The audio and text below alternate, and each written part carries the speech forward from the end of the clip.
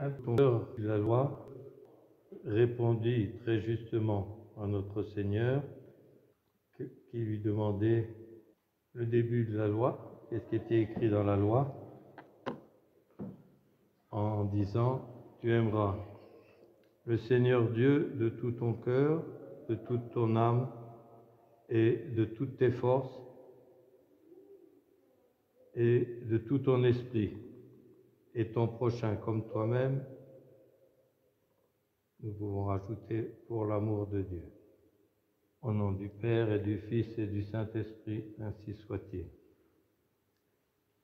Il avait sans doute entendu notre Seigneur répondre au jeune homme riche, puisqu'il a redit la réponse sur le premier commandement, que notre Seigneur a complété, puisque dans la loi de Moïse, ça regarde directement Dieu. Et avec l'Évangile, notre Seigneur a voulu nous faire comprendre que tout ce que nous faisons au prochain pour l'amour de Dieu, c'est comme si on lui faisait à lui-même. Nous ne pouvons rien rendre à Dieu en lui-même, il n'en a pas besoin. Nous ne pouvons en plus ne lui rendre que des choses qu'il nous a données d'une manière directe ou indirecte. Alors, la seule manière de rendre un petit peu à Dieu quelque chose, mais quelle condescendance et quel amour de Dieu pour qu'il en soit ainsi, c'est en faisant le bien au prochain, en le faisant évidemment dans l'esprit de respecter le commandement de Dieu, eh bien notre Seigneur le prend comme ayant été fait à lui-même. Ce qui vaut en positif vaut aussi en négatif. C'est-à-dire que ce que nous faisons de mal au prochain, surtout à ceux qui sont chrétiens, à ceux qui sont fidèles, c'est comme si nous le faisions à Dieu lui-même. À un autre degré, évidemment. Cependant, comme on l'a déjà souligné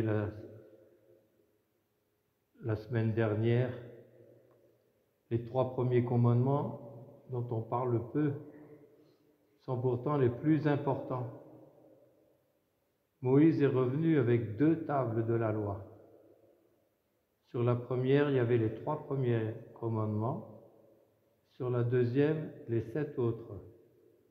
Les 3 premiers regardent directement Dieu et les 7 autres, nos devoirs envers le prochain. Et les fautes qui sont faites contre les 3 premiers commandements sont beaucoup plus graves que les autres parce qu'elles offensent quelqu'un qui est Dieu et qui est la grandeur infinie. Si j'offense un roi, j'offense toute la nation qu'il représente. Si j'offense un ambassadeur, c'est pareil, j'offense toute la nation qu'il représente. Donc, plus celui qui est offensé est élevé, et plus l'offense, qui est pourtant peut-être la même parole ou la même attitude dédaigneuse, eh bien, est d'autant plus grave. Alors, une autre leçon, c'est un État est une chose, les actes qui devraient y correspondre en est une autre, et on rend au prochain le bien beaucoup plus en actes qu'en parole. Et là, on nous donne donc l'exemple d'un prêtre, d'abord qui passe comme s'il ne voyait pas, ensuite d'un lévite qui passe comme s'il ne voyait pas, et après un samaritain, donc même pas un hébreu, un étranger qui lui est pris de miséricorde, qui non seulement vient soigner comme il peut déjà celui qui a été blessé sur la route, mais qui en plus le fait monter sur sa propre monture. Ça veut dire que lui il descend à pied et il fait monter celui qui a été blessé. Et quand il arrive à une auberge, donc, il en prend d'abord soin, mais comme il doit continuer sa route, il donne 2 deniers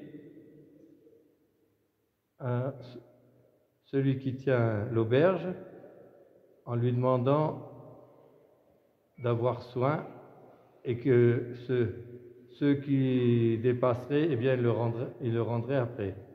Ces 2 deniers, justement, représentent la même chose, l'amour de Dieu et l'amour du prochain. Et en cela est résumé, on peut dire, toute la loi et les prophètes, nous dit ailleurs notre Seigneur.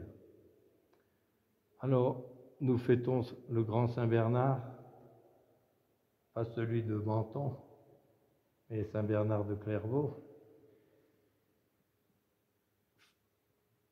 Il n'est pas le fondateur des cisterciens, mais il en est le grand propagateur. Sitôt se trouvait dans un espèce de marécage qu'un père abbé qui s'appelait Étienne et qui est sanctifié aussi, Saint Étienne de Clairvaux, était en train de défricher avec quelques moines. Et Saint Bernard, depuis le haut des murailles du château familial, voyait ces moines discrets défricher ce marécage, et de plus en plus il était touché par la grâce. Et un peu comme Saint François d'Assise, il était quelqu'un d'attirant qui entraînait tous les autres derrière lui.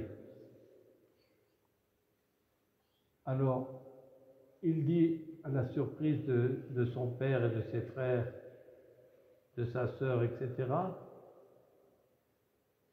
« Je vais tout quitter, je vous laisserai ma part d'héritage, etc., et je vais aller dans ce monastère. » Alors, ils se mettent tous autour de lui, ils font le siège. « Oh non, surtout, fais pas ça. Oh non, Bernard, on ne pourra pas se passer de toi. Non, non, non, fais pas ça, Bernard. » Mais Bernard est décidé, il a l'Esprit Saint en lui, et à la fin, il va taper à la porte du monastère. Il a 32 hommes derrière lui, dont ses frères et son père qui rejoindra plus tard. Il n'y a qu'une de ses sœurs qui ne suivra pas et qui plus tard viendra avec tout un apparat de richesse, etc., pour dire à ses frères, vous voyez, comme vous avez été inégaux, ben moi j'ai hérité de tout ce que vous avez laissé. Regardez l'apparat que j'ai maintenant. Bon. Et Bernard lui répondit, eh bien, on te laisse très volontiers l'héritage de la terre, pour nous on veut celui du ciel. Et donc elle est repartie après avec plus d'humilité, et elle a enfin compris le don que ses frères avaient eu. Et ce don d'entraînement qu'il a eu a été tellement grand qu'il y a eu des fondations d'abbayes cisterciennes, d'abord de monastères puis d'abbayes, dans toute l'Europe. J'avais eu l'occasion d'aller en Angleterre sur les ruines d'une abbaye cistercienne, parce qu'ils ont été de ceux qui ont résisté au roi Henri VIII, et plusieurs ont été exécutés pour ne pas tomber dans le schisme. Et il y avait une carte de tous les monastères cisterciens, rien qu'en Angleterre, l'île en était remplie. Et en plus, il y a eu d'autres branches. Et on lui a proposé je ne sais combien de fois de très gros évêchés. Il a toujours refusé. il a été aussi déterminant pour la fin du schisme de Pierre de Léon. Pierre de Léon avait été sous la protection d'un pape un pape Léon, je ne sais plus le numéro du pape, mais c'est un pape Léon IX, ou pas Léon IX, mais un autre. Et donc, il avait, comment dire, pu se faire ordonner, etc. Et son ambition était telle que, avec des soldats, il s'est emparé de la ville de Rome et le pape légitime a été obligé de fuir.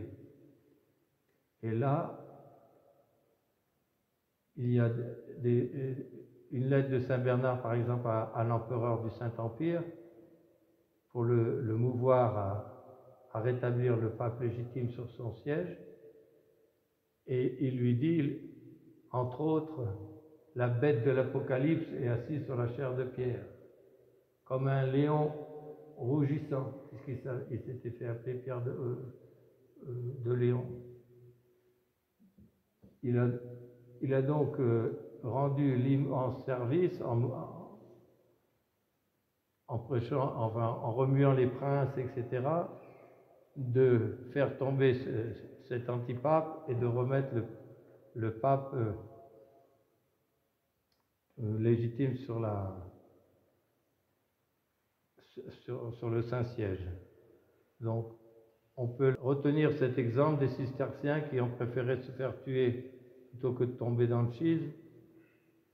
Cet amour ardent de l'Église romaine qu'avait Saint Bernard, et donc le service immense qu'il a rendu, et surtout cet amour de Dieu tellement entraînant, comme celui de Saint François, qu'il a entraîné des milliers derrière lui.